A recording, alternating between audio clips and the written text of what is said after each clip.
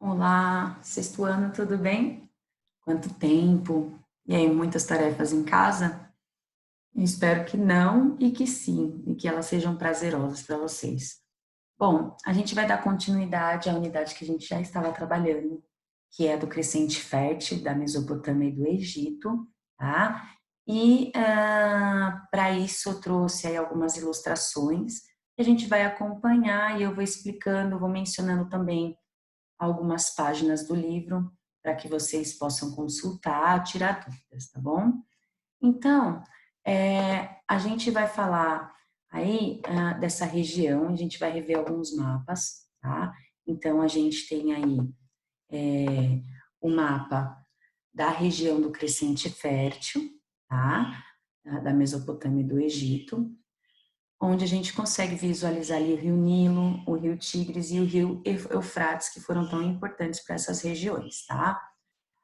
A palavra Mesopotâmia em grego significa terra entre rios, isso a gente já viu também, né?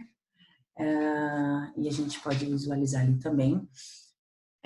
Quais os povos que viviam na região da Mesopotâmia, tá? Então, a gente tem uma lista aí de povos que viviam na Mesopotâmia, como sumérios, acádios, amorritas, assírios.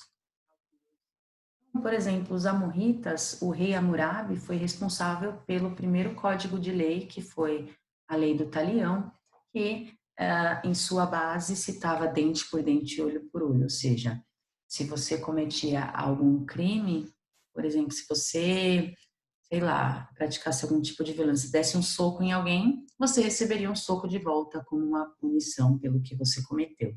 Tá? E os caldeus, que são os novos babilônios, que a gente pode dar um destaque aí para o rei Nabucodonosor, né? Que foi responsável pela construção dos jardins suspensos da Babilônia. A gente tem também a tecnologia de irrigação que eles desenvolveram para tentar conter as cheias dos rios, tá? As cheias dos rios Tigre e Eufrates, elas não eram cíclicas, elas não tinham uma regularidade, tá? Isso quer dizer o quê? Que quando havia a cheia, eles não sabiam que ela chegaria, tá? Então eles não podiam prever essas cheias, diferente do Nilo, que os egípcios conseguiram aí verificar que havia uma regularidade aí nas cheias do rio. Então eles desenvolveram, né, os mesopotâmicos, esses canais de irrigação para aproveitar essas águas dessa cheia e para não inundar também as suas plantações, tá? A gente chama a Mesopotâmia de berço das civilizações, porque foi a civilização mais antiga, a primeira a desenvolver várias técnicas que, inclusive, nós adaptamos e utilizamos até hoje graças a eles.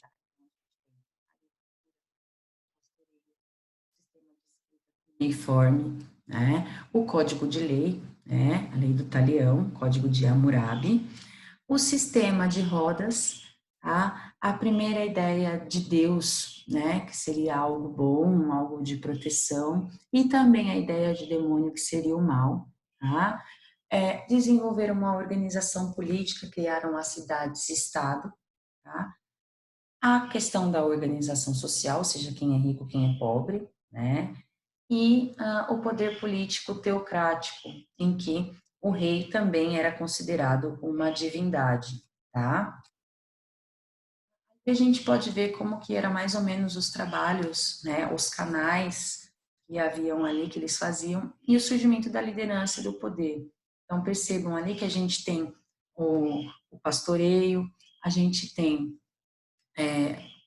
ah, o pessoal que trabalha com a pesca, o pessoal que trabalha com a irrigação, o pessoal que trabalha na plantação, tá? E a partir daí a gente consegue verificar essa organização. A escrita cuneiforme, o que que eles faziam? Na madeira, eles faziam esses desenhos, né? Essa escrita cuneiforme, e depois que essa madeira ficasse pronta, eles pegavam e, como se fosse um carimbo, carimbavam a argila e deixavam secar para depois ter tudo documentado aí. E a gente tem essa prova dessa escrita cuneiforme pelo Código a Lei de Hammurabi, tá? Como a gente já falou antes. como a gente falou também, desenvolveram a primeira roda do mundo. Então, como vocês podem ver, primeiramente, eles utilizavam tronco de árvore e deixava algo rolar por cima desse tronco, dessa árvore. E depois desenvolveram a roda, né? Depois de algum tempo. Marduk era o deus protetor, né? O deus que protegia a agricultura da Mesopotâmia, tá? Então era um deus muito importante. Percebam que eles utilizavam muito a figura animal, né, para representar alguns deuses, tá? Na religião mesopotâmica, que era uma religião politeísta, ou seja, que acreditava em vários deuses, eles acreditavam que cada deus representava elementos da natureza. Então, a gente tem o Marduk, o Ishtar, Shamash, Enlil e Anu. Era o deus protetor da Babilônia, tá? Ou seja, em todos os sentidos da vida dos mesopotâmios, o Marduk ele era muito importante. Tá? A gente tem a Ishtar, que é a deusa da proteção e da fertilidade do solo, ou seja, a deusa da natureza. A gente tem o Shamash, que é o deus sol, Enlil, deus do vento e das chuvas, e Anu, que era o deus do céu. Tá? Tiveram a primeira ideia do demônio. Tá? Então, eles acreditavam que da mesma forma que existiam as ruins, tá? Só que, falando do Pazuzu, que era um deus considerado do mal, a gente vai ver que ele era responsável pela estiagem, inundação, fome e praga. Estiagem, gente, para quem não sabe, é um período longo sem chuvas, tá? Apesar do Pazuzu ser um deus que provocava, né, essa fome, praga, inundação, estiagem, ele era chamado para proteger as mulheres na hora do parto. Ele era considerado também protetor das crianças e dos bebês, tá? Contra um outro demônio, que era um demônio que comia bebês, se alimentava de crianças recém-nascidas, chamada Lamashtu, tá? Então, o que que eles faziam? Eles pegavam essa imagem que vocês estão vendo aí, né? Faziam em argila, com as técnicas que eles tinham naquele período, e faziam como eu posso dizer, um amuleto para que as mulheres pendurassem no pescoço com essa imagem desse demônio, para proteger seus bebês, para lá macho não se apossar dessas crianças, tá? Olha lá, a Torre de Babel, né? A Torre de Babel é citada na Bíblia e ela é de arquitetura mesopotâmica, tá? Assim como os jardins suspensos da Babilônia. Todos esses dois aí, feitos durante o reinado de Nabucodonosor, tá? E aí a gente tem a formação dos primeiros estados e da servidão coletiva que levou à divisão social rico e pobre. Então, nas últimas aulas que nós tivemos na escola, a gente viu a organização social da Mesopotâmia, a gente viu como que era organizada a sociedade do trabalho, tá? Vimos também as populações que viveram, tá? E acredito que, no primeiro momento, a respeito da Mesopotâmia é isso, tá? Outro fator que é bem interessante e que eu trouxe aqui como uma curiosidade é a questão da astrologia, tá? O povo caldeu da Mesopotâmia Antiga desenvolveu a astrologia, eles mapeavam e agrupavam estrelas em constelações como um marcador do movimento dos planetas. Então, eles sabiam os movimentos dos planetas com base no mapeamento dessas estrelas, tá? O zodíaco, ou o caminho de Anu, era a rota no céu por onde passavam o Sol, a Lua e os planetas. A lição dos quatro elementos, terra, água, fogo e ar, foram responsáveis pela astrologia, tá? E daí surgiu o horóscopo, né, que é praticado até hoje. Agora vamos falar de Egito. Então, Heródoto, que foi um historiador grego, dizia que o Egito é uma dádiva do Nilo. Tá? O Egito só foi possível graças ao Nilo, à fertilidade do solo daquela região. Tá? Por isso que é muito importante a gente falar do Rio Nilo, bom, que é onde se desenvolveram as primeiras civilizações, assim como o Rio Tigre e Eufrates, que eram os rios do entorno do reinado mesopotâmico ali. A sociedade do Egito Antigo, a gente já organizou no caderno por meio das pirâmides, certo? As primeiras pirâmides ali de Quéops, Quefren e Miquerinos do Primeiro Império, tá? Elas foram construídas há mais ou menos 2.500 anos antes de Cristo, tá? Até então eram as mais altas construções, maiores até que a Torre Eiffel, tá? Cheia de labirintos, corredores, tem um sistema de ventilação natural, tá? E no centro dessa pirâmide ficava o sarcófago e os pertences do faraó, tá? Para quando ele morresse, ele pudesse levar ao tribunal de Osíris, tá? E pudesse retomar quando voltasse do mundo dos mortos. A gente viu que a escrita na Mesopotâmia, ela era a cuneiforme, né? E aí a gente tem a escrita dos hieróglifos, tá? Do Egito, como vocês podem ver, inclusive no livro de lá na página 40, que tem olha, olha que legal. Tem aí a escrita com as letras para vocês decifrarem a frase. É muito legal, tá? Os pergaminhos, gente, os egípcios, eles desenvolvem esse sistema de escrita nos pergaminhos, tá? Não só como uma forma de comunicação, mas como uma forma também de manter sua história de controle de riquezas, tá? De organização da sociedade, enfim. Todo mundo aqui sabe a importância da escrita, né?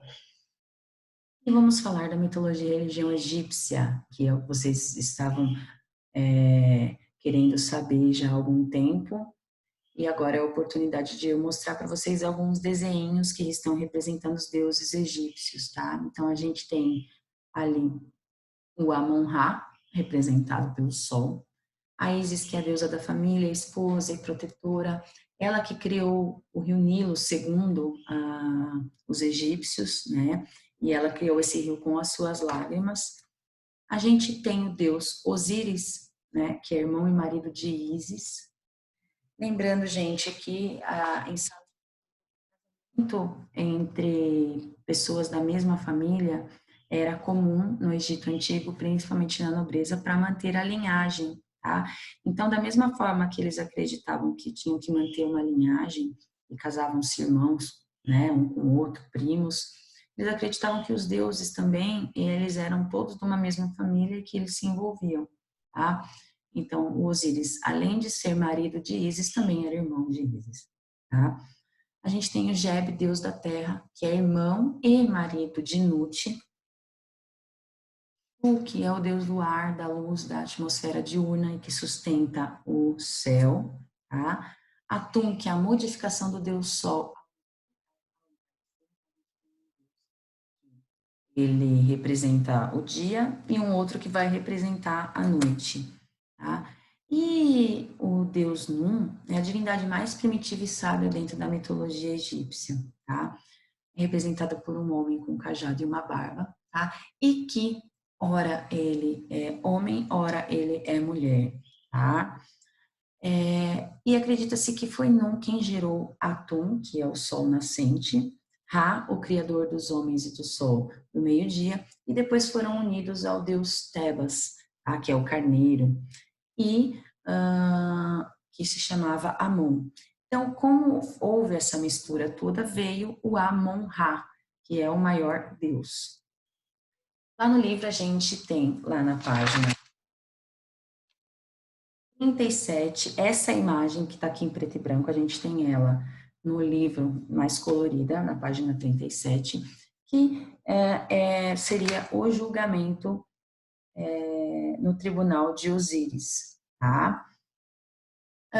Como que funcionava isso? Por que que a gente tinha que mumificar, né? Por que que eles mumificavam as pessoas? Bom, porque eles queriam manter o corpo intacto para que essa pessoa fosse participar do julgamento no tribunal de Osíris, tá? E como que era isso? Acredita-se que o coração era julgado nesse momento, tá? Então, quando se mumificavam as pessoas no Egito Antigo se tiravam todos os órgãos, menos o coração, porque esse seria julgado no tribunal. E que no tribunal, o coração ele tinha que ser mais leve do que uma pena, porque o coração simbolizava o que é a personalidade, a razão, a consciência moral, né, das pessoas, tá? Anubis e Tote colocavam em um dos pratos esse coração e no outro a pena de Mate, tá? Que era a deusa da verdade. Se o coração fosse mais leve que a pena, Osíris deixava a alma desse morto voltar para o corpo para viver eternamente no mundo dos mortos. Eles acreditavam que esse mundo dos mortos era um mundo cheio de prazeres, que eles iam fazer tudo que eles sempre tiveram vontade durante a vida e iam fazer no mundo dos mortos, tá? Caso o coração fosse mais pesado do que a pena, o que que aconteceria, tá? Esse coração seria devorada por Amite, tá? Então, por isso que as pessoas tinham uma grande preocupação com o sepultamento, né? Os faraós construíram as pirâmides para serem aí o lar, né, da eternidade para eles. Agora vamos ver como que era o processo de mumificação. Então esse corpo, ele era embalsamado com ervas, era passado resina, era colocado no sal. Todo esse processo, tá? É um processo que durava mais ou menos uns 70 dias, tá? E havia um passo a passo de como fazer isso e eles diziam que Anubis tinha dito que era assim que se mumificava os mortos e faziam todo esse processo. Então, o primeiro passo era com um arame, eles retiravam o cérebro por meio do nariz, né, jogavam o cérebro fora, faziam um corte no corpo, tiravam os órgãos, intestino, pulmão, fígado. Esses órgãos eram guardados em jarras que ficavam junto ao morto, tá? O corpo era mergulhado no sal por 40 dias, tá? E por que que mergulhava esse corpo no sal? Porque o sal ele ia retirando todo o líquido desse corpo, tá? E absorvendo, até esse corpo ficar seco para poder ser mumificado. Então, para finalizar, ele era enfaixado com linho e passava-se uma resina no corpo, tá? E por fim, cobria com um pouco mais de sal e um pouco mais de especiaria. Essas especiarias, né, essas ervas, elas eram colocadas para que não ficasse um odor nessa múmia, tá bom? E como a gente já tinha falado, o coração ficava no corpo, porque seria o julgado por Osíris. Aí a gente tem algumas imagens de algumas múmias que foram encontradas.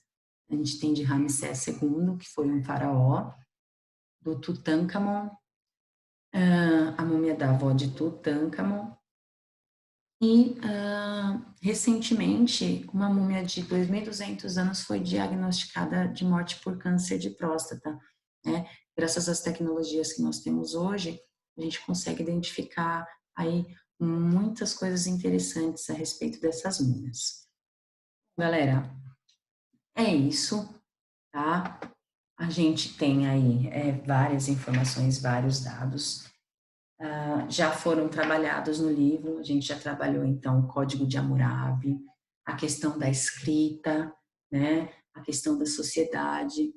Então peço que vocês deem uma retomada lá no livro, dá uma lida, né? Tem dúvida, manda mensagem para mim pelo Positivo On, que eu vou ficar muito feliz em poder responder as dúvidas de vocês, tá bom? Então é isso e até a próxima aula, tá bom? Beijo.